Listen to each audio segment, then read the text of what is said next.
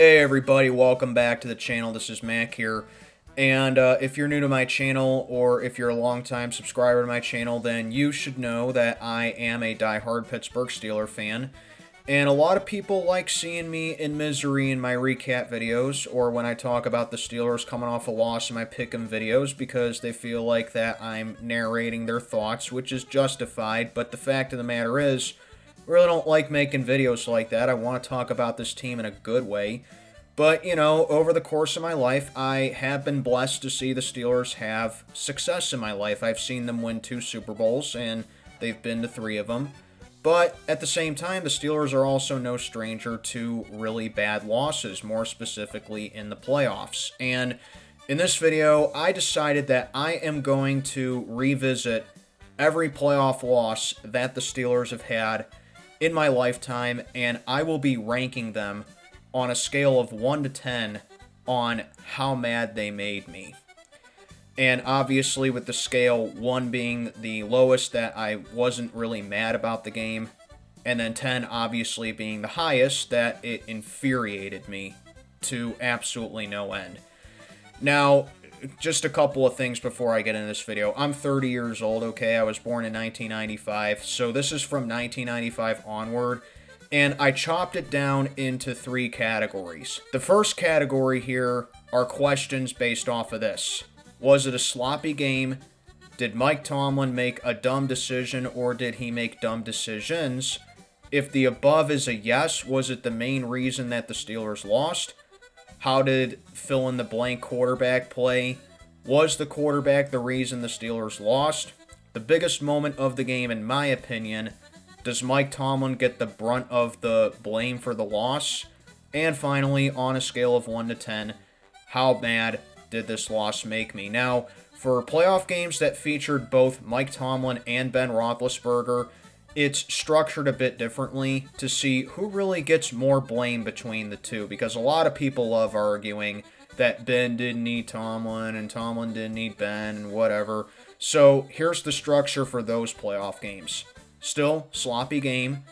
Did Mike Tomlin make a dumb decision or dumb decisions? And if he did, was it the reason that the Steelers lost? And then, how did Ben Roethlisberger play? Was Big Ben the reason that the Steelers lost? Still, biggest moment of the game in my opinion. And then between Ben Roethlisberger and Mike Tomlin, who gets more blame for the loss? And then obviously on a scale of 1 to 10, how mad did this loss make me? So, without further ado, this is my personal ranking of every Pittsburgh Steelers playoff game since 1995 that they lost, and how mad that it makes me and how mad that it made me. So, at the very bottom of my list is actually the 2021-22 AFC Wild Card against the Kansas City Chiefs. And this is at the bottom of my list because, to me, the Steelers just simply didn't belong in this game.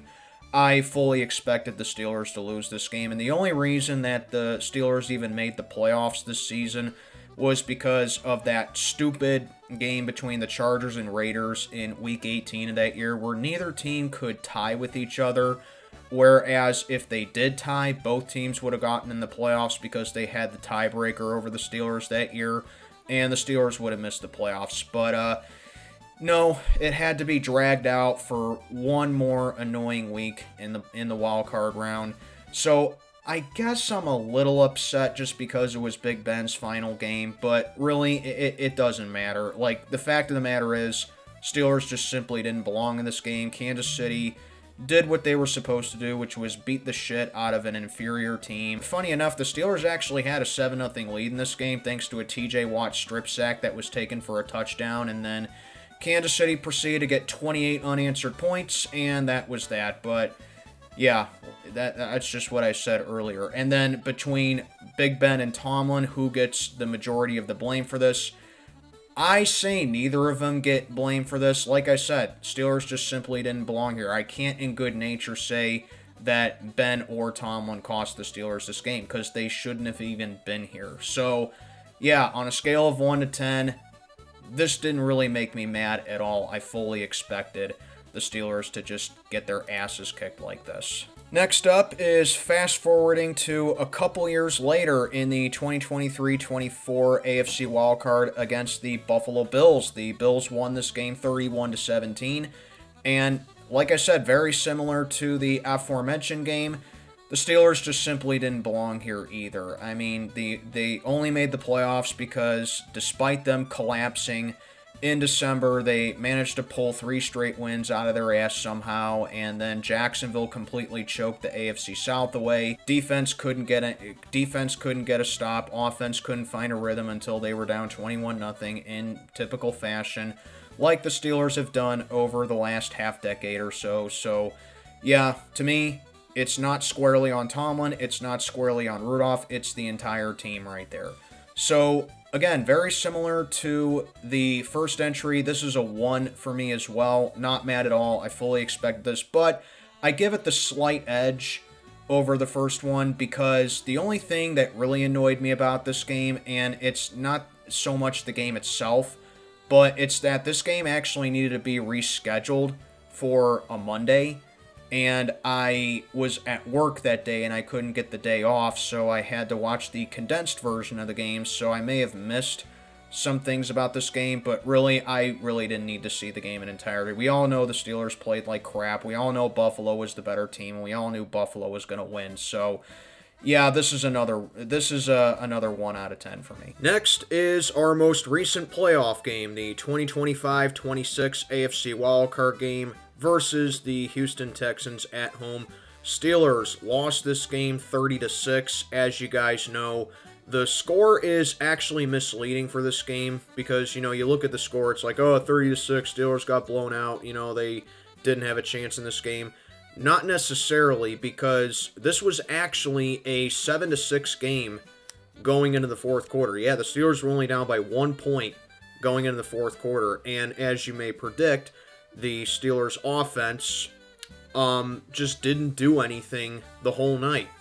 They had one decent drive going for them in the first quarter, and that was basically it. Steelers won the AFC North this season at 10-7, although they should have wrapped it up weeks ago because the Ravens had Lamar being out for a month or so, and Joe Burrow missed more than half the season with turf toe, so the division and the AFC in general were wide open for the Steelers, but, I came into this season being the most apathetic that I've ever been with the Steelers because they brought back the same exact coaching staff from 2024 when in that season the Steelers had a catastrophic meltdown, and it just showed me that the franchise wasn't serious, So I had no expectations, and I had no expectations for this game at all.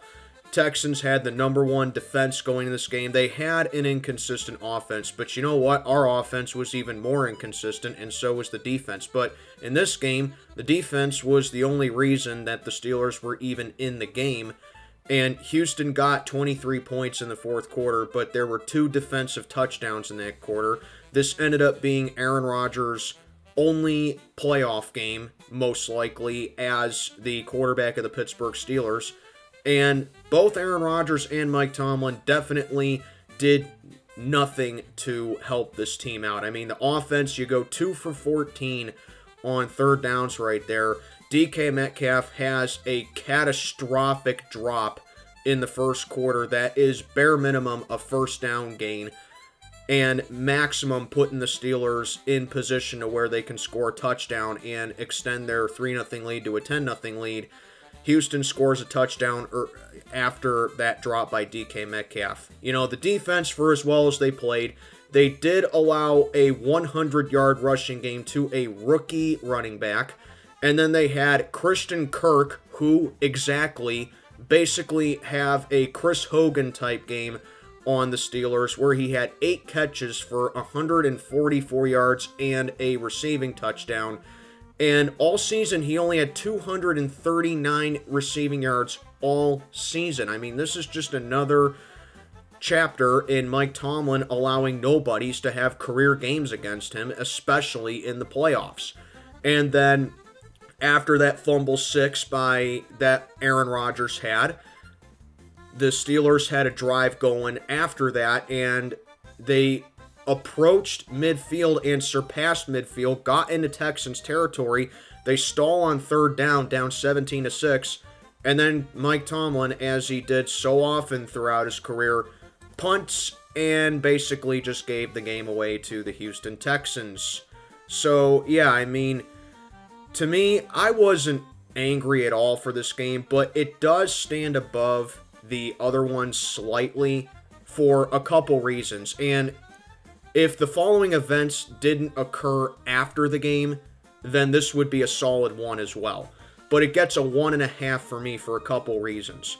The first reason is because, yes, it was another Monday game, and I had to miss a large portion of this game because of work.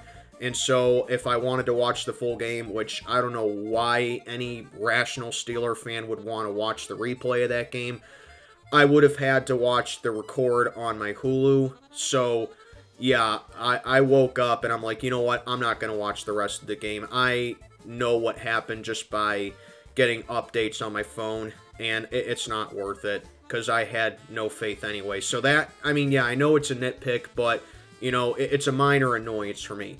The second reason is because the amount of ball washing that Mike Tomlin and Aaron Rodgers got after the game, like the morning after the game, was just so disgusting. And like I was just so sick and tired of hearing people defend Tomlin and people defend Rodgers when they were single-handedly the two biggest reasons that the Steelers lost this game.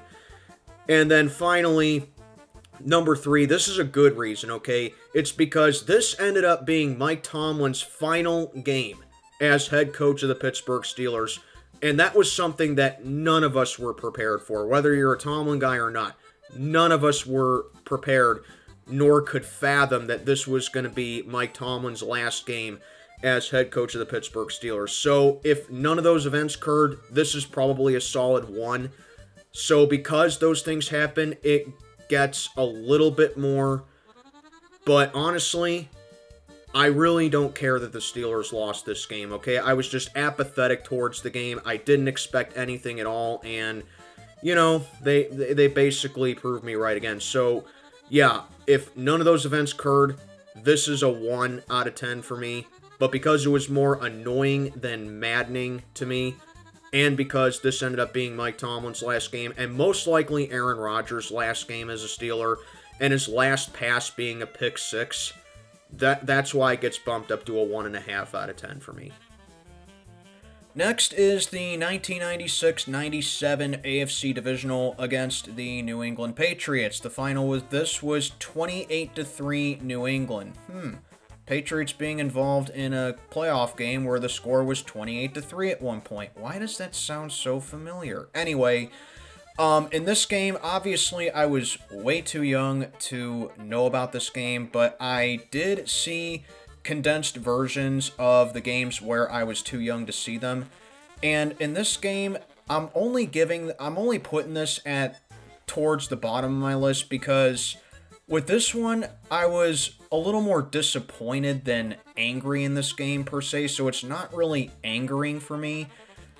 And it's mainly because the Steelers just dominated the Indianapolis Colts in the wild card game the week before. It's just that the Steelers were just completely dominated, and we all knew that New England was capable of dominating a team like this, and it just so happened to be against my team. But anyway, pretty sloppy game for the Steelers, I will say, and this is the first game with Bill Cowher as head coach for this game, and I will say that Bill Cowher did have a pretty stupid decision here where the Steelers were down 14-0 in the first quarter, and they tried to get a run game going on their next drive when New England made it 14-0, a couple of runs by the bus, and then a couple of trick plays with Slash, and then the fake punt, and then running it more. Like, why are you trying to get a run game going down 14-0 when you need to get down the field? And Drew Bledsoe just led 2 touchdown drives to get you in a deficit right there. You now need to march down the field, shoot time off the clock, and get some big chunk plays right there and make this a ball game again. And you try to run the ball. Not a good look with Bill Cowher right there. And plus, New England played the run better than anyone else in the league that year. So, like I said, I can't in good nature say that Bill Cowher gets the majority of the blame for this. When your defense does settle down, to Cowher's credit, when the defense does settle down, but they fail to find stops early on, and your offense isn't doing anything, and it's questionable play calling, and Mike Tomczak not playing well, that is more to blame than Bill Cowher for this game. So, on a scale of 1 to 10, I'm going to give this a 2, in my opinion, just because, like I said, I'm a little more disappointed than mad. But, yeah, still, like, nothing really rage-inducing or anger-inducing about this game. Moving on to the 2024-25 AFC Wild Card against the Baltimore Ravens. Ravens won this game 28-14, and really, the only reason that this isn't higher on my list is because if the Steelers actually won the North this season, or if they came into the playoffs with more momentum and they lost like this, then it would be higher. But for that reason, because of the collapse that they had at the end of the season, and they had lost 4 straight games going into this game, and the fact that the Ravens were also hot going into this game as well, for that reason, I can't put this any higher. So, really, this is a little more anger-inducing for me, but it's not because of the game itself, because I expected the Steelers to lose this game, but I'm more pissed off and I'm more angry about how the Steelers imploded going into this game than the game itself, if that makes sense. Mike Tomlin makes a stupid decision, down 7-0 in the second quarter, after Freiermuth barely missed a first down on a third down play, picked up decent yardage. He was just short of the first down, and all he had to do was just reach his arm a little bit forward to pick up a first down. And I understand that it's all about field position and pinning the Ravens back, but like, here's the thing: it's 4th and inches, and you're down 7-0. And your defense just got absolutely cooked on a touchdown drive the drive before, and they're showing signs that they're not being able to stop a red-hot Ravens offense.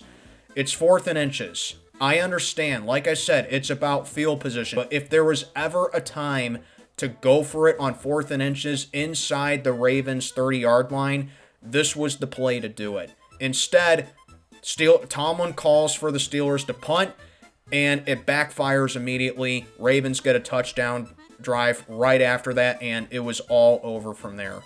Like, I get it, okay? Russell Wilson isn't Jalen Hurts on the tush push or anything, but Russell Wilson this season was actually really good and consistent at converting 4th and inches plays or 4th and 1 plays with his legs. Now, like, if it was 4th and 1 or 4th and 2 where the Ravens had a legitimate chance at stopping the Steelers, okay, I would understand that a little bit more. If it was a 0-0 game, I wouldn't complain about it either. If the Ravens stuffed the Steelers on a 3rd and short play on a similar play the play before and then you punt, okay, I won't complain about it there. If the Steelers defense was well rested and they were shutting the Ravens down all night, okay, I won't say anything about that either. When your defense, your defense isn't getting anything done and they're not making stops and they can't stop the opposing offense, you need points in this league. And if the Ravens stop you on that 4th and inches, it is what it is. Good play by the defense. So that's a dumb decision, a cowardly decision right there by Mike Tomlin. So does Mike Tomlin get the most of the blame for this loss? Yes, he does, in my opinion. Is he the entire reason the Steelers lost? No. I say the defense was also a big contributing factor, but in my opinion, between that, Mike Tomlin is the most to blame for this loss right here. So I'm giving this one a 3, just because, like I said, I expected the Steelers to lose, don't get me wrong, but as I mentioned, I'm not angry about the game itself. I'm more angry about how the Steelers imploded going into this game. Otherwise, it'd be a little higher. Next up is the 2007-08 AFC Wild Card against the Jacksonville Jaguars. The Jaguars won this game 31-29, and this one is starting to get higher. Like, now we're starting to get into some maddening losses for me, because In '07, the Steelers had a really good season. This was Mike Tomlin's first playoff loss, his first season as head coach with the Pittsburgh Steelers, his first playoff game with Big Ben, obviously. And the Steelers were very good this season. 10-6 this year, won the AFC North, number 4 seed in the AFC. And while a lot of other teams would take that, the Steelers honestly could have been 12-4 this year at the very least, which I'm not going to complain about them resting their starters in Week 17 against the Ravens. Lots of teams do that. They let one get away with them against Arizona earlier in the season, and then they had also let one get away from them against the Jets as well. So you give the Steelers 2 more wins right there. They could have been the number 3 seed in the AFC, which doesn't sound like a massive upgrade, but considering how loaded the AFC was this year, that's a big deal. But anyway, 10-6, 4th seed in the AFC, and in this season, this is what I consider to be the official start of Ben Roethlisberger's prime of his career. So statistically, this is one of Big Ben's best seasons of his career, and it really put him on the map of being an elite quarterback in this league. And in the playoffs, the Steelers hosted the Wild Card Jacksonville Jaguars.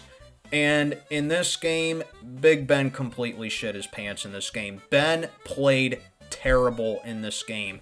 He threw 3 interceptions in this game. All of them came in the second quarter, and all of them were on Big Ben. The first one was the backbreaker, in my opinion, where he threw a 63-yard pick six to Rasheed Mathis, where, yeah, Mathis did jump the route, but he ended up throwing it right to him, and he took it 63 yards for a score. Then Big Ben chucked up a lollipop in double coverage that was easily intercepted.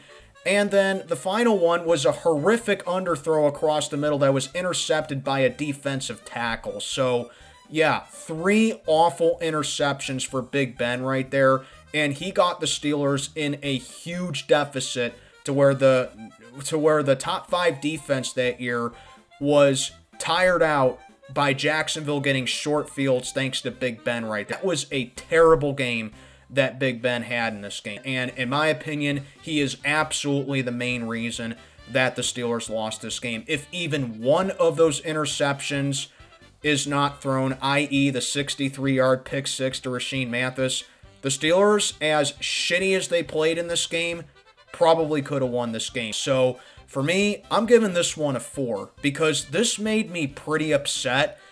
But the only reason that it's not higher is because the context of this game isn't as bad as the others. Whereas, you know, Jacksonville, they had a really good defense that year. But it's just very disappointing that Big Ben had an incredible season this year, and it went all for naught just for him to play awful in the only playoff game that the Steelers would end up playing in the season, and he was the main reason that the Steelers lost this game. So, like, yeah, if you're looking for the narrative of why Big Ben's a loser, apparently, and why he was a horrific playoff quarterback, you can go back and look at this game right here. Just an awful game for Big Ben right here. So, yeah, this is a 4 in my opinion. Up next is the 2002-03 AFC Divisional game against the Tennessee Titans. This was a game that the Titans won in overtime, 34-31. And, yeah, I think everyone knows how this game ended. And just as a side note, just in case you missed it at the beginning of this video, I'm 30 years old.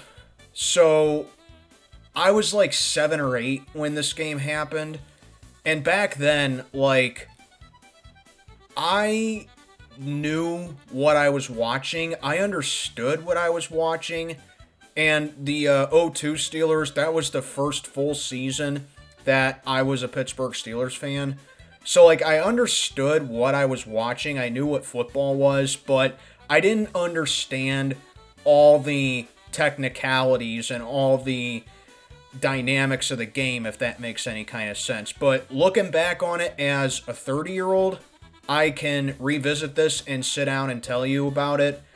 I can give you a more accurate take on it. So I just hope that clears things up. But anyway, let's get on to this game. Tennessee won in overtime, 34-31. The 02 Steelers won the AFC North at 10-5-1 this season.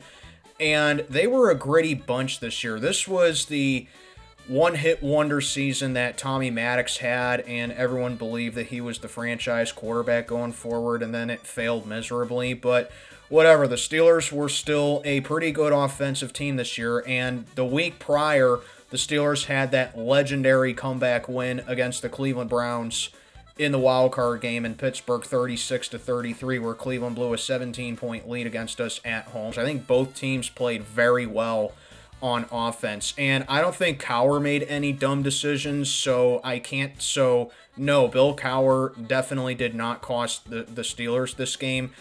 And then you got Tommy Maddox. So Tommy Maddox threw a bad interception in the first quarter, but other than that, Tommy Maddox looked decent. He made some really nice throws in this game, but, nothing really to write home about for Tommy Maddox. So I would say that he played average in this game, but definitely he was a contributor as to why the Steelers were in this game. So definitely he was not the reason that the Steelers lost this game. But the main reasons here was the defense just struggled all game against Steve McNair, and how Steve McNair's ability in the pocket was just such an issue for this team, and the receivers were able to adjust their routes. But the defense did come away with 2 interceptions on McNair, one in the first quarter, the other in the fourth quarter with a tie game at 28, and that led to a go-ahead field goal by the Steelers that gave them a 31-28 lead. But the O-line definitely definitely collapsed a lot in this game, and it led to a lot of plays being blown up. But here's why this isn't higher, is because if I was a little older, not even a lot older, like maybe 2 or 3 years older, this would be higher. But also, if the Steelers won this game, we were not guaranteed to beat the Raiders in the AFC Championship, and I don't think we would have, just because of all the battling back that the Steelers had to do in the 2 playoff games that they played. So definitely the game against Oakland, beating them was not a guarantee. Those are the only reasons that it's not higher, and I'm just a little moderately pissed about this game. To be honest with you, I really don't think too much about this game just because of those, but still, it's definitely worth getting pissed off at. But here's the reason that does make me pissed off, and pretty much any Steeler fan watching this should. Joe Nedney flopping on this play where before Cowher iced him and missed the field goal from 31 yards out, then he tries again, and Washington doesn't even touch him right here.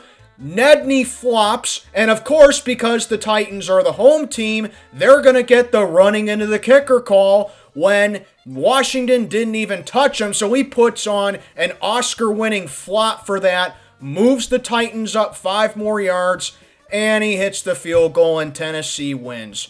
What a bunch of shit that was. So it's nothing against the team. They played great. It's just that if the defense did a couple things, correctly, and they were able to get a couple more stops, and the O-line wasn't, real spotty in this game either, the Steelers absolutely could have won this game. And, of course, Joe Nedney didn't flop like a little bitch. But, yeah, like I said, I don't think too much about this game, to be honest with you. So I'm going to give this one a 5. It definitely could be higher, though. And just as a side note, this is the first real heartbreaking loss that I endured as a Steelers fan. Next is the 2004-05 AFC Championship game versus the New England Patriots. The Patriots won this game 41-27. And yeah, we're really getting into things here, as you can probably tell by how worked up I'm starting to get and by how snarky I'm getting. You might have to forgive me on that, because I am revisiting moments that were painful and infuriating, which is the premise of this video. Even though it's still maddening to talk about, and while some people could have seen this coming, giving, given how the Steelers beat the Jets in the divisional the week before, a lot of people were like, oh yeah, the Steelers have a ton of momentum. They can pull off the win. No, they didn't. This was a sloppy game all game, and as we all know, Tom Brady absolutely owned the Steelers throughout his career, and he did not let his foot off the gas pedal at all in this game. How did Ben Roethlisberger play in this game? Ben, I love you, and I know that you're a rookie, but you don't get a pass for this game, bro. This was Big Ben's first really bad game of his young career, and he just did not play well. He threw 3 interceptions in this game, one of them taken back to the house, 87 yards for a touchdown by Rodney Harrison, and by all accounts, that basically put the game out of reach for the Pittsburgh Steelers right there. And that's also my biggest moment of the game right there, which is Rodney Harrison's 87-yard pick six. It was 17-3 New England at that point. The Steelers were driving, and they were down, and they were looking to make it a one-score game. And after that, it was 24-3 New England, and they never looked back from there. Bill Cowher definitely does not get the most blame for this loss. Ben's 3 picks, like I said, that is the main reason that the Steelers lost. If Big Ben doesn't turn the ball over, I don't know if the Steelers win, but they definitely don't lose this game by multiple scores. Jerome Bettis also had a fumble in this game, and just the offense just could not get anything going until it was too late. And that's the thing right there. This team was 15-1, the best regular season that they ever had in franchise history, and they absolutely demolished the Patriots earlier in the season, back when the Patriots had a 21-game winning streak going into that game, and just when the playoffs come, it's just entirely different. They got crushed, and New England returned the favor to them. It was a home AFC Championship game again for Bill Cowher, which he dropped. Magical rookie season, just down the toilet. Absolutely shit the bed in front of the fans. And just the cherry on top of this, New England went on to win the Super Bowl. Also, Jerome Bettis was heavily anticipating and considering retirement after this game, so that's another factor right there. And it's just a shame that he had to fumble in this game, because a lot of people thought this was Jerome Bettis' last game, but he obviously came back in 2005 and the Steelers won the Super Bowl that year. So that eases the sting a little bit, but still 6 out of 10 for me here. Next is the 2014-15 AFC Wild Card versus the Baltimore Ravens. The Ravens won this game 30-17. And yeah, this one is also pretty high on this list because the Steelers went 11-5 this season, and they arguably had the best offense in the league, and Big Ben turned in another phenomenal season this year. This was the season where Big Ben and the Killer Bees went off. So this was arguably the best season of Big Ben's career. Then, of course, you got Antonio Brown and Le'Veon Bell wreaking havoc with this offense, and this was probably the most complete offense in the entire league. And yeah, the defense was very mediocre this season, but you just thought that despite that, the Steelers had a legit chance of going to the Super Bowl. And let's also not forget that earlier in the season, when these two played in Pittsburgh, Big Ben threw 6 touchdown passes on the Ravens and destroyed them 43-23 in this game.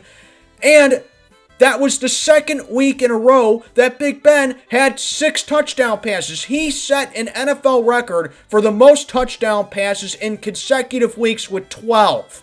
Something that was never heard of. And in this game, the offense completely underachieved and shit their pants. So then in the second quarter, the Steelers got a great drive going in the second quarter, down 10-6, and Ben made some really nice throws. But here's the one thing that I personally disagree with here, and the second part is that did Tomlin make a dumb call? In my opinion, he did. Okay, you're down 10-6 here. You got a nice drive going here. You've burned off over 2 minutes off the clock. Ravens get the ball to start the second half. I'm sorry, but I disagree with Tomlin right here with kicking a field goal. Okay, I get it. You know, your offense is a little stagnant right now, but you got a nice drive going on right here. And Ben has made some really nice short completions, and it's only 4th and 6, and all you need to do is get the first down, and you're inside the goal line. And I believe you could have found the end zone right there. So I'm sorry. I personally disagree with kicking the field goal. It may be hindsight bias for me, but I'm sorry. I disagree with kicking the field goal. So this leads me into talking about how Big Ben played in this game. Look, I'm not going to sit down here and make excuses from Big Ben for Ben, okay? Ben played very mediocre in this game. Like, he missed some throws. He didn't really have good pocket presence in this game, which is just very unlike him. He did throw a couple of dimes, so, like, that pretty much cancels out right there. But there were just a lot of throws that Ben missed that he would normally make in this game. And then, of course, you know, you got the 2 interceptions that Ben threw in this game. Okay, but one of them right here, it's literally off the fingertips, and then Terrell Suggs makes like a 1 in a million play on it right there. Have you ever seen another linebacker or defensive player in general make an interception like this before? I can't tell you. How can you blame Ben for this interception right here when it's literally off the fingertips and it's a fluke 1 in 1 million play right here? And then his second interception was when the game was decided. How can you fully blame Ben for this game right here? So, who gets more blame between Big Ben and Tomlin here? In my opinion, it's a tie between the two, okay? So, I know Tomlin was only working with what he had for this game, but, I mean, come on. You're not even going to try to get a first down when it's a 10-6 game and you got a nice drive going on. I mean, come on, Tomlin. Aren't you supposed to be one of the more aggressive coaches in this league? And then again, like I just said, Ben, yes, like, he had bad pocket presence in this game, and I expected him to play better, but still, like, still, like, in good nature, I cannot fully blame one or the other. I'm putting it for a tie right here. But yeah, as you can tell by how I'm starting to raise my voice and get a little more annoyed, this is pretty high on my scale right here. I'm giving this a 7 right here because this was the best offense in the league. They completely crapped their pants. There were a lot of incompletions, a lot of underwhelming play right here. The defense was very spotty in this game. It was a home game, and on top of that, it was to the Ravens, which gives it more bonus points for this game right here. I mean, I don't expect Ben to throw 6 more touchdowns on this team, but still, I expect him to have a decent game, and he felt the pressure all night, and this O-line just couldn't do anything for him when all season the O-line was protecting him really well. Like, what the hell happened? So, yeah, I am pretty frustrated about this loss, but I'm not, like, overly angry and pissed off about it, but yeah, this is pretty high here. This is a 7 out of 10 for me. Next is the 1997-98 AFC Championship against the Denver Broncos. Like 2014, the Steelers shit the bed at home against a wild card team, but unlike 2014, the quarterback gets the brunt of this game because don't let those 17 points that the Broncos scored in the second quarter fool you. That is not on the defense. It's because of Slash. Slash, I like Slash. I always did. I was always an advocate of him. But this game right here is really just more ammo for Steeler fans who never liked Slash to say that, oh, he was a scrub, oh, I never liked Slash, he was a loser, blah, blah, blah. They can retort to this game right here. So in 1997, the Steelers went 11-5 and earned a first-round bye in the AFC playoffs. Okay, that's the good. The bad is that after they actually beat New England in the playoffs for a change, yeah, can you believe that? They stayed at home to take on the Denver Broncos, who were a 12-4 team, but they were a wild card team and seen as more like an underdog in the AFC this year. So, what went wrong in this game? Oh, well, how about Cordell Stewart throwing god-awful interceptions in the second quarter with the Steelers leading. And all Denver did was take advantage of those mistakes, and even one of them, Denver scored on the ensuing drive to chew time off the clock. I mean, if you want to talk about how Slash was such an unclutch quarterback in the playoffs, and you want to talk about why the offense just couldn't get anywhere with him, this is a great example right here. He had very, very ill-advised turnovers in this game. And yeah, like I said, Denver had 17 points in the second quarter. But that's because of Slash. He kept turning the ball over, and he even had a fumble in this game that Denver capitalized off of. So, yeah, it was absolutely a sloppy game. And amazingly, the Steelers only lost this game by 3 points. Meaning that if Slash doesn't even have one of his turnovers in this game, the Steelers probably win this game, and they go on to Super Bowl 32 to face the Green Bay Packers. And this is just not on the defense. Oh, yeah, the Steeler defense shit the bed against John Elway and the Broncos. Yeah, go back and look at this game and tell me that how the defense let him down in this one. That's why I get so pissed off about this game right here. This is an 8 out of 10 right here for me. Up next, the 2016-17 AFC Championship game at the New England Patriots. Oh, good God, where do I start with this one?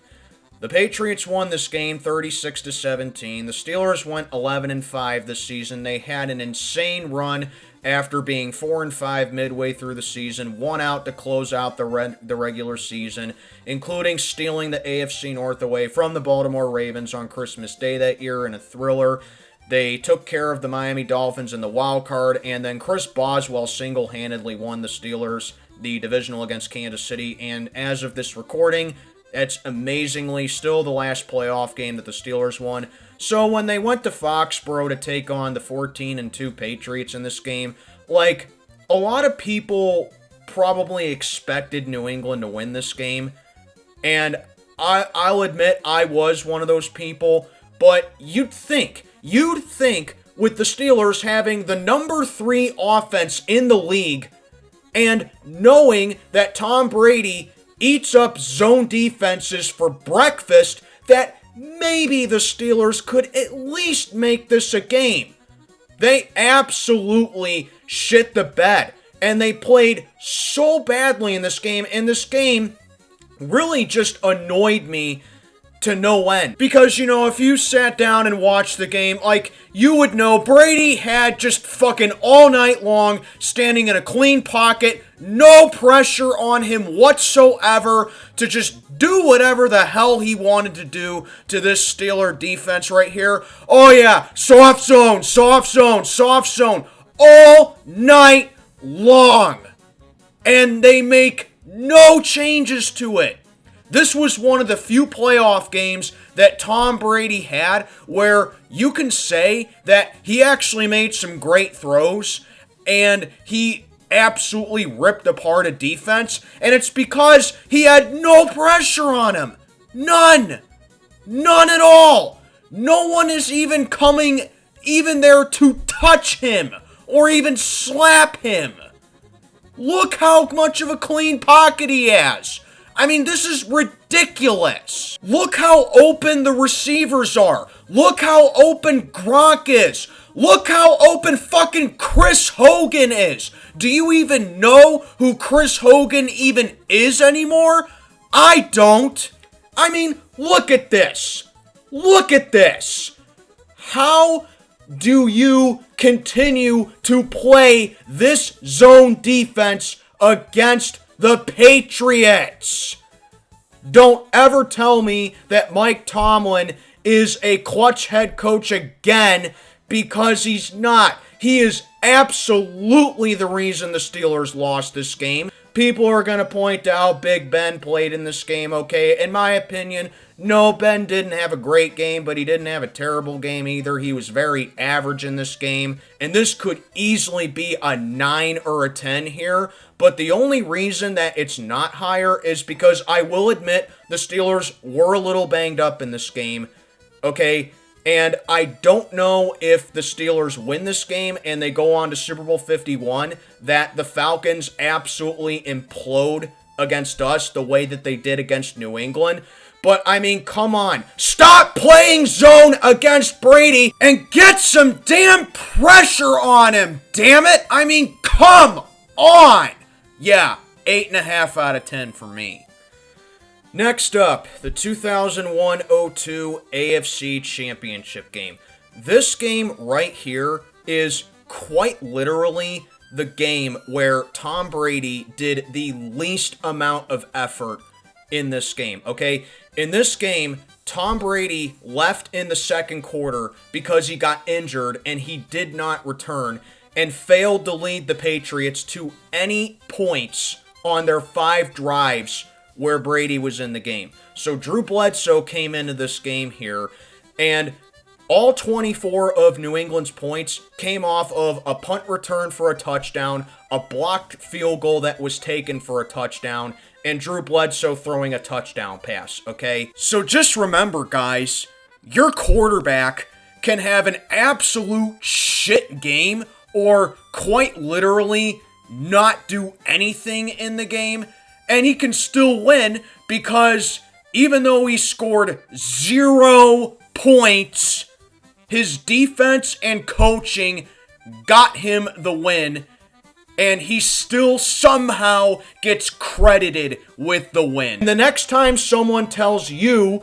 that Brady didn't need Belichick, oh, Belichick just meant absolutely nothing to the Patriots dynasty. He's nothing without Belichick, or he didn't need Belichick at all, right?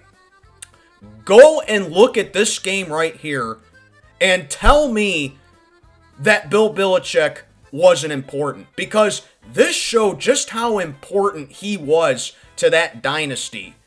The defense in this game picked off Cordell Stewart twice, especially in the fourth quarter when the Steelers were amazingly only down 24-17, which would be the final score. I mean, is Cordell Stewart at complete fault for this game? No, but he certainly did not help the Steelers' cause here.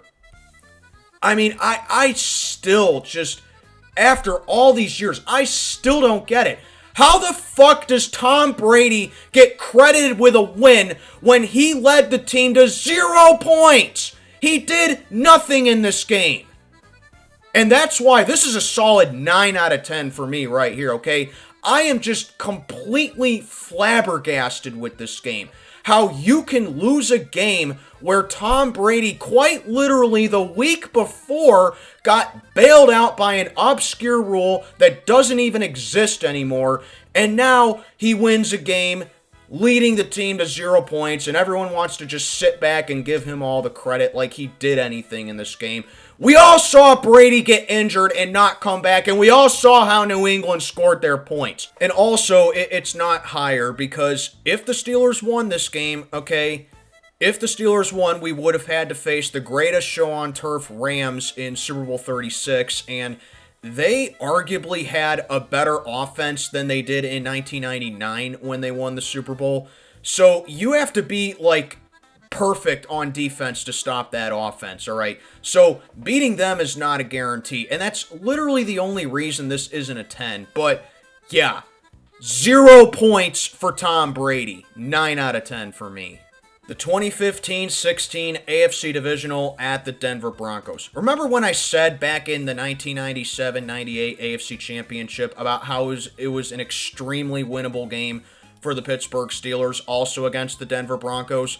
Well, this is in the same regards to that, and the reason that this is higher is because the Steelers actually played pretty well, considering that Antonio Brown didn't play in this game, and neither Big Ben nor Tomlin get the brunt of the blame for this game because of one thing that I will begrudgingly scream about in a few moments. But yeah, the Pittsburgh Steelers went 10-6 in 2015. They had to be satisfied with a wild card spot because the Bengals won the AFC North that year. And the Steelers actually did, quote-unquote, beat the Bengals in the wild card the week before.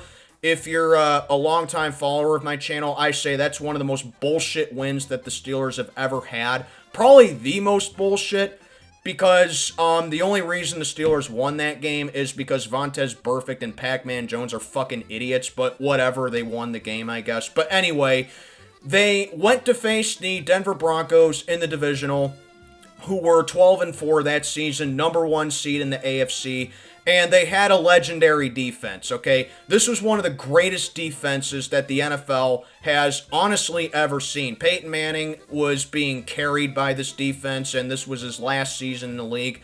So you're thinking to yourself, okay, well, Denver has this awesome defense, and, you know, Peyton Manning, he had the worst season of his career, but, you know, I don't really see Denver as a threat at all. And in this game, you can make the case for that because the Steelers outplayed Denver in this game. They played very well in this game. Mike Tomlin did nothing wrong in this game, in my opinion. He played what he was forced to play with right here. Antonio Brown had a concussion from the week before, so he could not play. And as for Big Ben, he played good in this game, despite what dumbasses will tell you, okay? Big Ben was very mistake-free in this game. He was finding his guys. He was working well with what he had. And he honestly should have had a couple of touchdown drives in this game, but there were drop passes on his part that hurt his stats to make him look bad. But Ben played well in this game. So you're thinking to yourself, with all that in check, and the fact the Broncos' offense was mediocre this season, how did the Steelers allow 23 points? Well, you might wonder, Fitzgerald frickin' Toussaint fumbled the damn ball at the worst possible time that led the Broncos to a short field touchdown drive for Peyton Manning. Way to go, dipshit. That deflated the entire game for the Pittsburgh Steelers right here. And like I said, just like in 97, this was an extremely winnable game as well, but unlike 97, where the Steelers, you could point to like 3 or 4 plays that fucked them out of that game, there was only one play in this game that completely fucked them, and it was Fitzgerald Toussaint fumbling the ball at the absolute worst time, and that cost us the game right there. But I mean, come on! Hold on to the damn ball, man!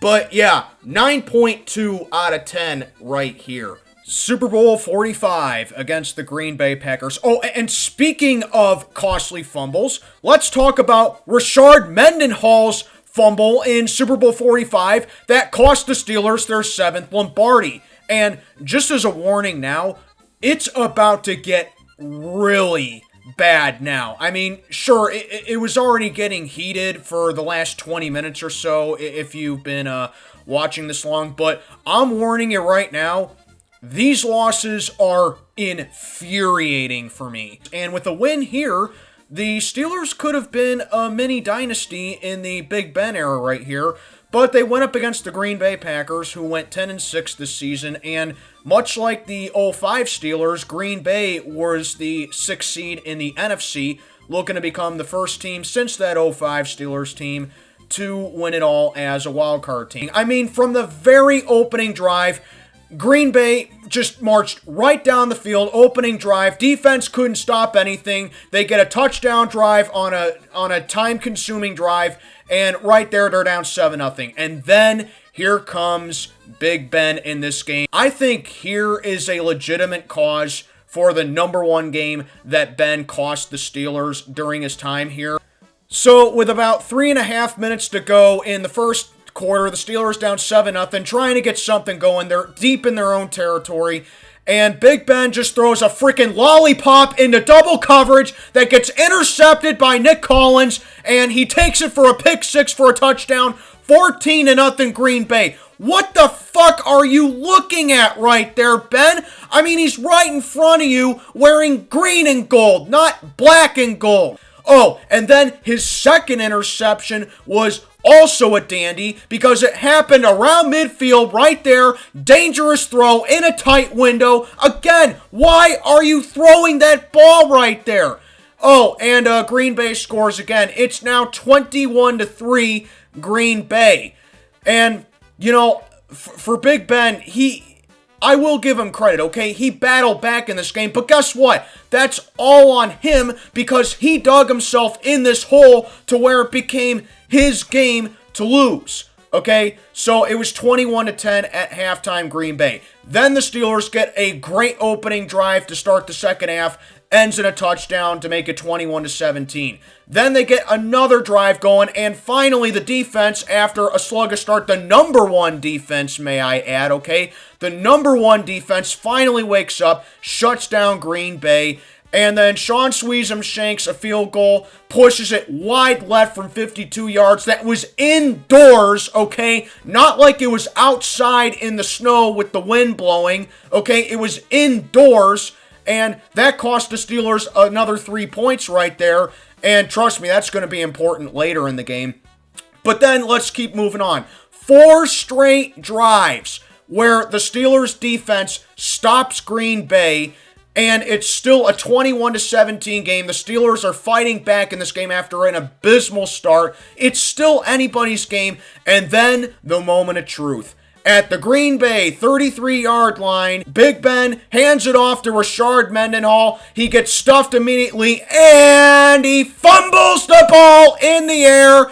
And Green Bay went on to score a touchdown on that ensuing drive. Way to go, Rashard Mendenhall. That made it 28-17 Green Bay. How do you like that for a game-costing fumble right there on the biggest stage? So, guess what the Steelers got to do now? They got to play catch-up even more thanks to that dipshit fumbling the ball right there. Ben finds Mike Wallace on an awesome touchdown pass that should have given the Steelers a 25-21 lead, but no, thanks to Rashard Mendenhall's fumble, the Steeler defense didn't stop Green Bay for the rest of the game. And I don't really even blame the defense so much for that, because turnovers like that are deflating. And then we have probably the most controversial moment of the game right here, and one that still infuriates me today. At their own 33-yard line with 56 seconds left, and the Steelers had moved 20 yards in the last 63 seconds with still one timeout in their back pocket. Big Ben throws to Mike Wallace to the left side. That would have been caught at the 45-yard line. It was incomplete, but look at all the contact, though, and there's no flag. No flag at all. I'm sorry, that's defensive pass interference. That would have given the Steelers a first down, and had the fumble not happen, or either of the picks happen, the Steelers could have gotten into Sean Sweezum's range because Green Bay's defense couldn't cover, and the receivers were adjusting routes, and that field goal could, at the very least, have sent the game to overtime, or have even won the game with one timeout left. But no, bum-ass Mendenhall had to fumble the ball, and Big Ben's 2 picks in the first half absolutely sunk this team. I mean, you play your hearts out all season, and you lose in one of the most infuriating ways possible. But between Tomlin and Ben, Big Ben, absolutely the bigger fault for this game right here, with his 2 awful interceptions that absolutely put the Steelers in a hole that made this game Big Ben's game to lose. The questionable no call, yeah, that was horseshit as well, but the fact of the matter is, the Steelers shouldn't have even been in that predicament, because literally of all the things that I mentioned before, the defense stepped up, they finally settled in, got pressure on Rodgers, sacked him a couple of times, kept Green Bay off the board for a considerable amount of time, but then that stupid, deflating, godforsaken fumble, that was the killer for this game for the Steelers. So, yeah, a solid 9.5 out of 10 for me right here. The 2011-2012 AFC Wild Card game against the Denver Broncos, a.k.a. the Tim Tebow game, a.k.a. the 3-16 game. A lot of Steeler fans would probably have this as a 10 out of 10 on their scale, but for me, it just misses being a 10 for reasons that I'll get into in a little bit. But yeah, it doesn't make it any less infuriating for me here. Now, let's get this out of the way right here, okay? I am not going to sit down here and pretend like Big Ben was absolutely perfect in this game. He did play this game with an injured ankle.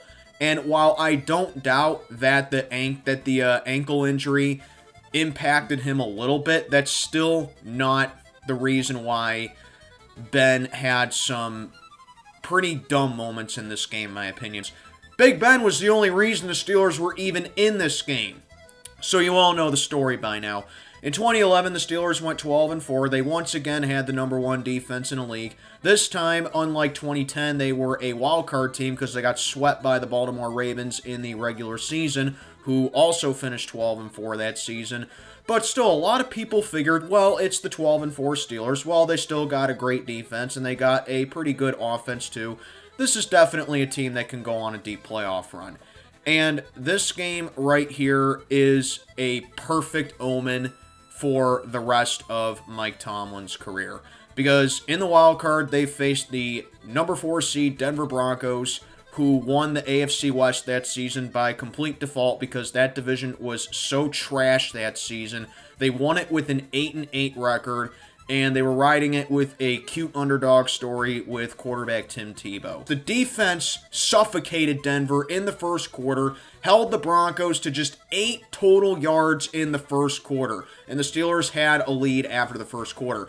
Then the second quarter comes, and the Steelers allow 20 points in the second quarter. So to start things off right here, Mike Wallace, he doesn't survive the ground on what should have been and what would have been a long completion right here. Oh, you know, kind of like the Jesse James rule. Oh, no, I am not gonna get into that right now because I'm just simply not in the mood, okay? So that's BS right there. Then the defense gets absolutely demolished by Tim Tebow of all quarterbacks.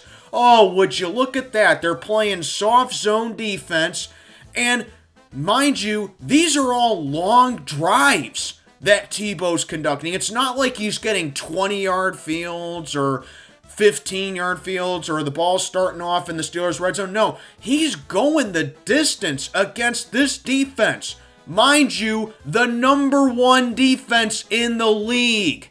And the Broncos jump out to the lead. Then Ben throws a terrible interception across the field. Okay, that was a dumb play by Ben right there, right? Then that leads to a field goal. Then the Steelers' offense stalls again. And then this bullshit right here by Dan Legursky, who is in for an injured Marquise Pouncey, snaps the ball over Ben's head. That ended a really good drive with 34 seconds left. Hey, would you look at that? The center snapping the ball over Ben Roethlisberger's head in a pivotal moment of a playoff game. I wonder when we're going to get to that in the video later. But then the third quarter comes. How about this touchdown pass to Mike Wallace right here? And then the Broncos extend the drive once again thanks to a shitty defensive pass interference call on Ike Taylor. So they're able to move the chains. It leads to a Broncos field goal. We go to the fourth quarter, and it's still anybody's ball game. It's 23-16 at this point. And then the defense forces a fumble on Willis McGahee. He fumbles it, and Lamar Woodley recovers it. And then Ben throws it to the back of the fucking end zone right here, and Champ Bailey drops an absolute gift of an interception that all would have ended the game right there for the Broncos. But no, Champ Bailey, who is absolutely one of the greatest corners in NFL history, drops it right there, gives the Steelers new life. And Mike Wallace is absolutely being double covered right here. Then on the second chance, Ben finds Jericho Cotchery. Great touchdown pass, and all of a sudden the game is tied. Oh, but Big Ben's a loser. Oh, but Big Ben doesn't have the clutch genes in him, right?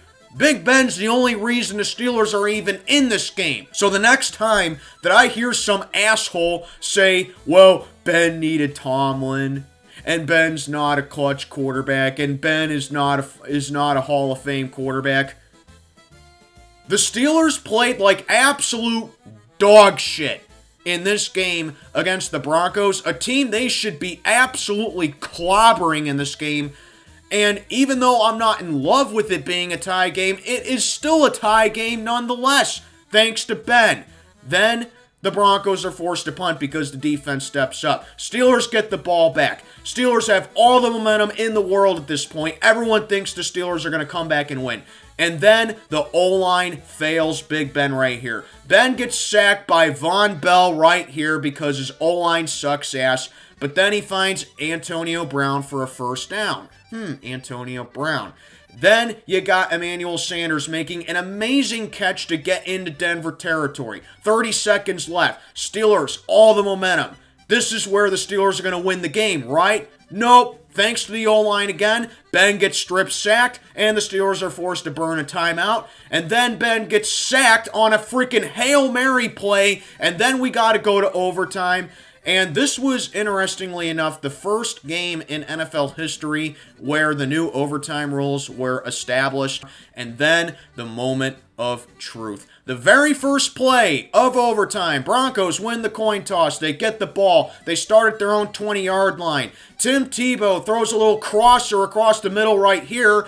And because of Ike Taylor's shitty-ass angle right here, Demaryius Thomas, may he rest in peace, by the way, Demaryius Thomas takes it for the touchdown, and the Broncos win 29-23 in overtime, ending the Steelers season. A great season for the Steelers that would have sent them to Foxborough to take on the Patriots. You're playing soft zone defense all game long. Tebow's ripping apart. You hardly make any adjustments, and on top of that, you lose to a team that had no business even being in the playoffs, and that team got destroyed in Foxborough the following week to the New England Patriots by a final of 45-10. So that just makes this even worse, in my opinion, because it's like, oh, can you believe the Steelers lost in the playoffs to that Broncos team?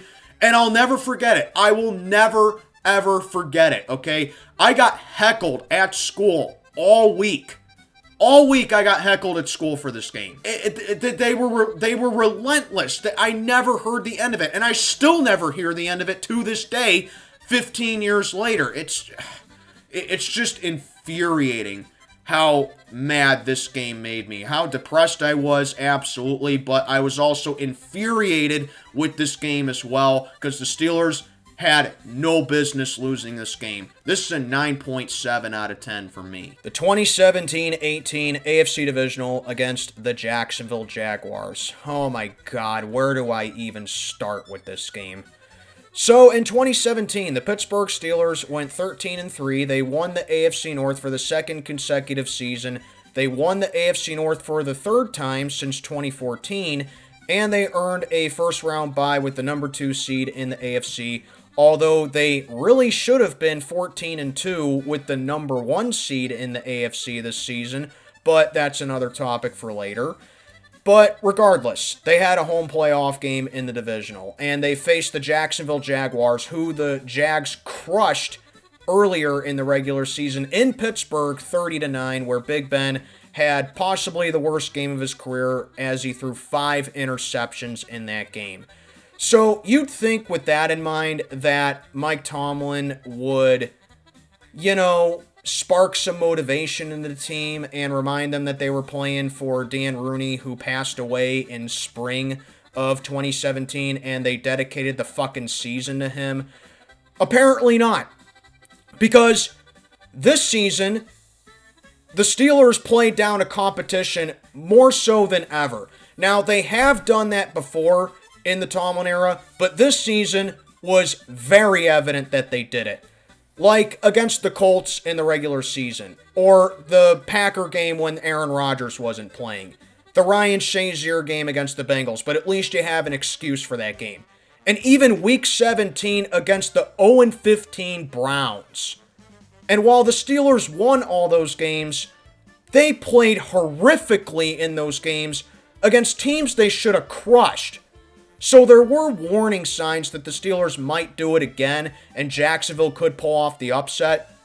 But I mean, come on, the Steelers were in the AFC Championship game literally the season before, and everyone thought that they were destined to get back there again to get revenge on the Patriots in the AFC Championship. The Steelers played horrible all game, and it really shows that Tomlin, all he did this year was just let the egos take over this team, and he just bend to their will and let them do whatever they want.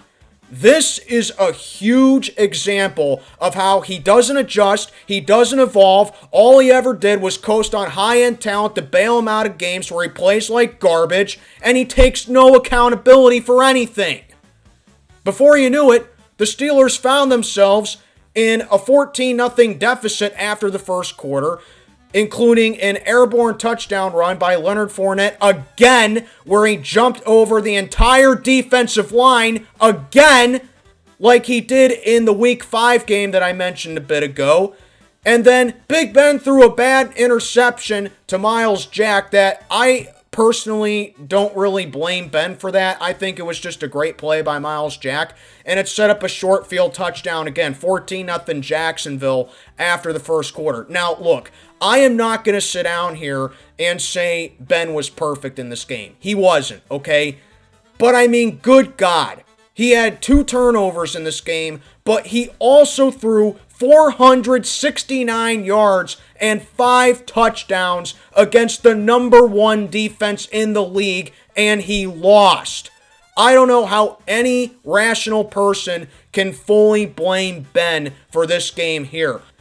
Oh, and did I mention that the Steelers scored 406 points on the season with the number 8 offense in the league, and the defense was number 7 in the league? So yeah, the next time someone tells you that, oh, Big Ben can only win with a top 10 defense, yeah, be sure to show him this game, because this defense absolutely shit their pants in this game. Couldn't stop the Jags offense at all. Blake Bortles and the offense just marched down the field, did whatever they wanted to do to the defense, big chunk plays, and found the end zone. But you see, the thing that really angers me about this game personally, other than the fact that Tomlin was trash-talking Jacksonville leading up to the game, and he allowed the players to do so as well, so there's another thing right there. And, of course, the fact that the Steelers failed Mr. Rooney, which really depressed me. It didn't really anger me, but it more so depressed me. But the thing that really ticked me off in this game, it's that every single time the Steelers got a stop and they had momentum, they canceled it right back and gave the game right back to Jacksonville. Like in the third quarter when it was 28-21. Oh, and by the way, the Steelers were down 21-0 at one point in this game, so the fact it was even 28-21 at one point is frustrating enough, because that was one of the few instances where the defense actually got some stops. But third quarter, 28-21. You know, the defense got a stop. The offense was driving. They're moving the chains real nicely. And they stall, and they get back into Jags territory, and they can't do anything with it. Or like in the second quarter, about 2.5 minutes to go, they get momentum back. It's 21-7 Jacksonville, but the Steelers are getting momentum back. They're coming off of a beautiful touchdown pass from Ben to Antonio Brown, moving the chains pretty well. They're getting some offense going. Ben takes the snap here. He's got great protection at midfield by his O-line, and then he gets strip sacked by Yannick Ngakoue. He fumbles it, and it's a fumble 6 for Jacksonville. Every single time the Steelers had something going in this game, they couldn't do anything with it. Then you got Big Ben throwing a dime to Martavis Bryant for a score to make it a 28-14 game. But see, because of the shitty-ass defense in this game, the Steelers needed to do that all game. Ben needed to take those deep shots down the field all game, because you need to conserve as much time as possible, and this is basically now Ben's game to lose. So that's the thing that really pissed me off about this game. This game was actually winnable at one point for the Steelers. They were actually in good position to even tie the game or even win it. Like when they blocked the punt in the fourth quarter and they got very good field position out of it, and then they frustratingly stall once again because of the questionable play calling. And here's where Todd Haley enters the chat right here. How about earlier in the game where it was 14-0, and again, you have a nice drive going, down 14-0. Jacksonville's defense does come up with a stop on third down, and you have it on 4th and 1. Okay, I'm not going to complain about going for it on 4th and 1, but why are you throwing a jet sweep on 4th and 1 in Jags territory? Run the ball with Le'Veon Bell. Jags couldn't stop him all game. And predictably enough, the Jaguars score on the ensuing drive, and that put the Steelers in a 21-0 deficit. Oh, but that's not even the worst play call of the game. How about you have it again on 4th and 1, 4th quarter, down 7 points. You have it at the Jacksonville 41-yard line. Oh, would you look at that? A play-action pass on 4th and 1 that was doomed from the start when, once again, Le'Veon is gashing these guys and you don't freaking run it. And as, once again, you might have predicted, the Jaguars scored on the ensuing drive, and it was 35-21 Jacksonville. The rest of the game, I pretty much zoned out, and I was just very depressed, and I was very angry after that. That was the turning point of the entire game, because at that point, the Steelers lost the game from there. Yeah, guys, I know, A.J. Boye got away with defensive holding, but it doesn't matter. The Steelers were losing this game regardless. Jacksonville kept marching down the field. They never let their foot off the pedal, and they kept putting points on the board against this team that played all season long for Dan Rooney. Oh, and then the cherry on top this shitfest of a game. After the game, Todd Haley was the one who got fired after this game.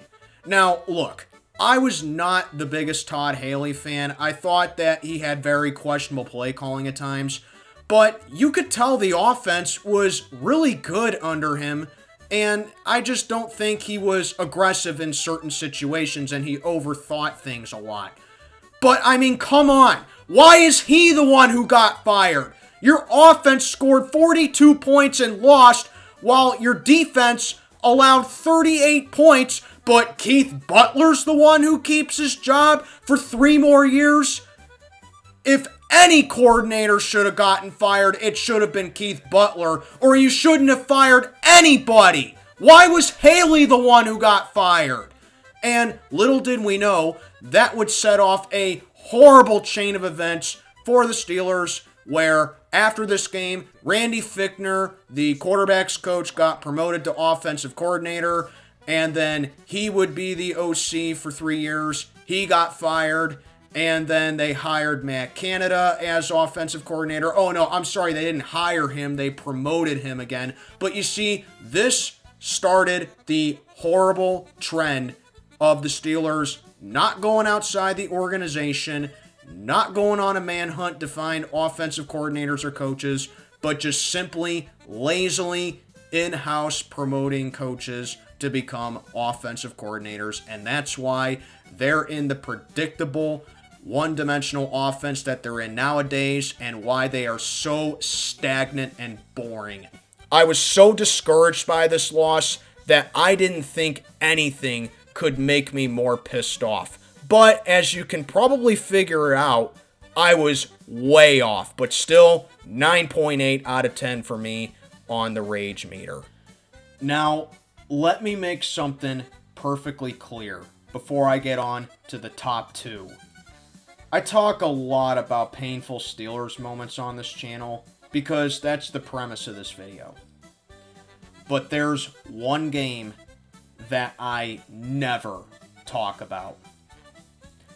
But I'm going to very begrudgingly talk about it because I feel like I'm breaking my own rule if I do talk about it and breaking the unofficial 11th commandment.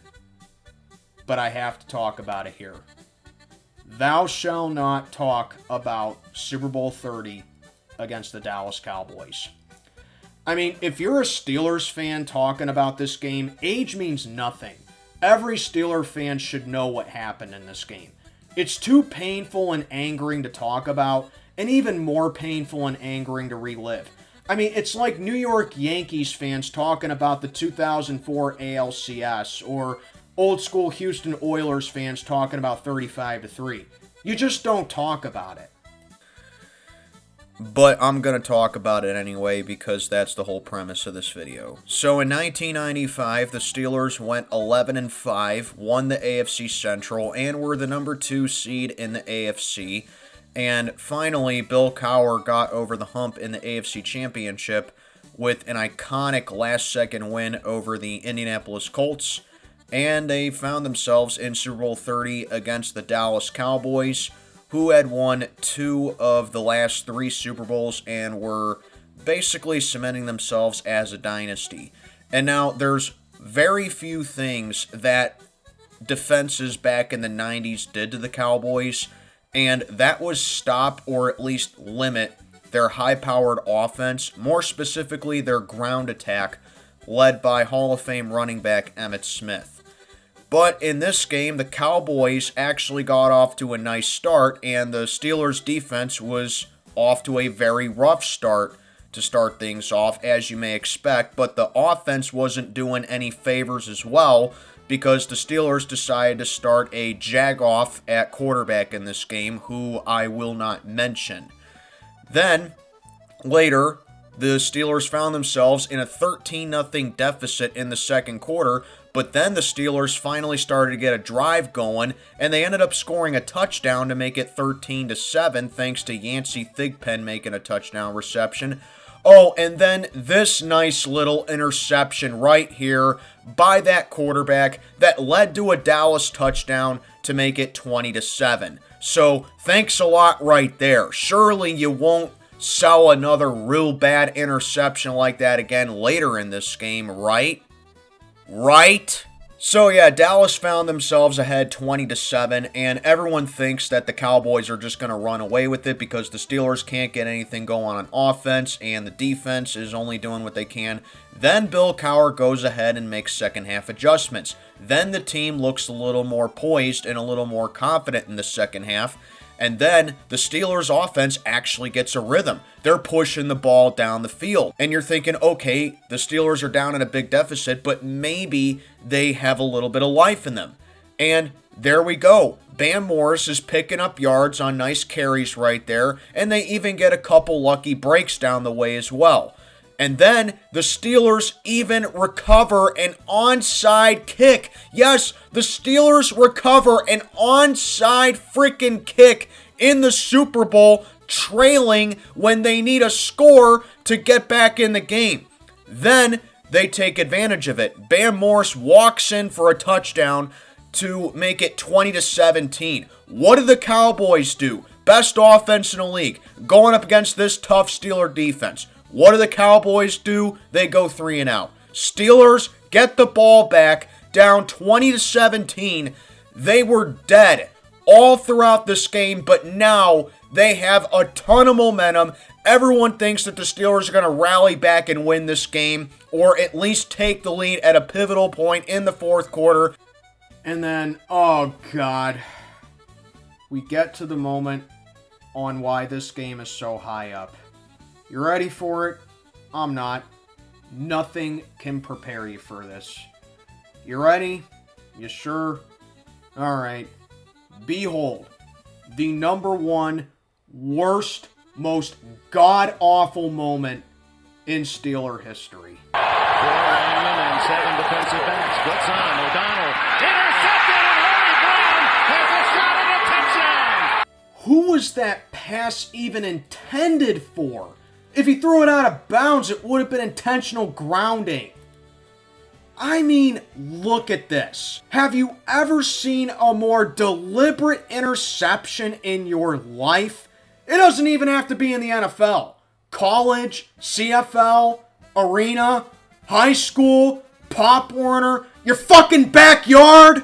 This game right here is single-handedly the reason why Steeler fans absolutely hate Neil O'Donnell, and it is completely justified.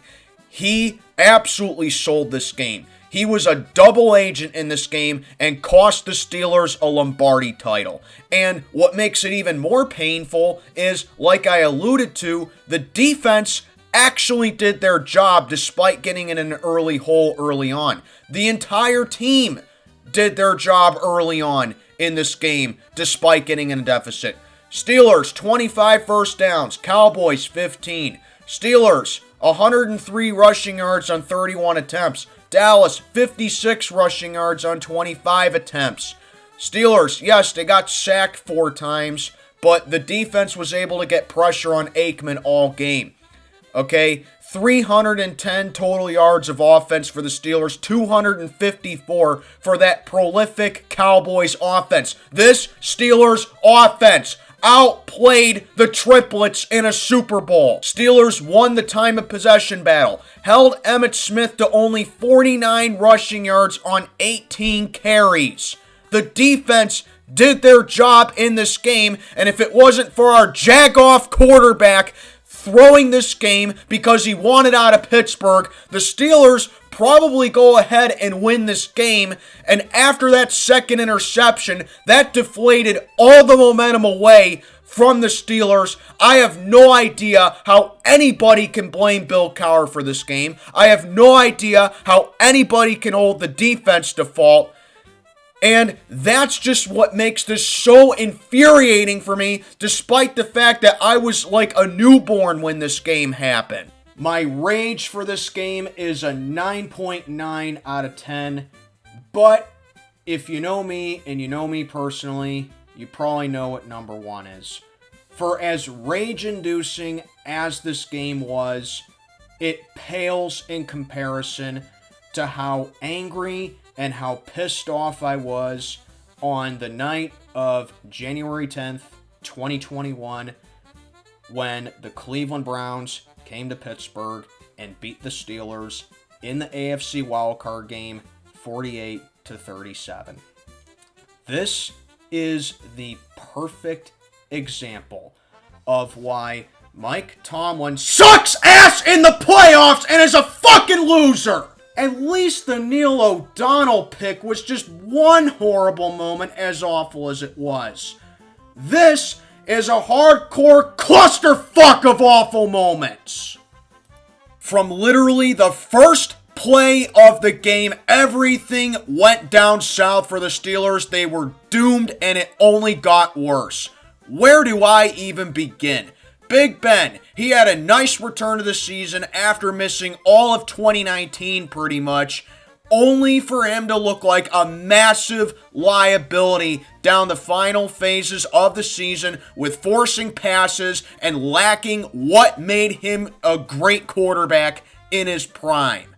The offense was completely changed to benefit his declining abilities.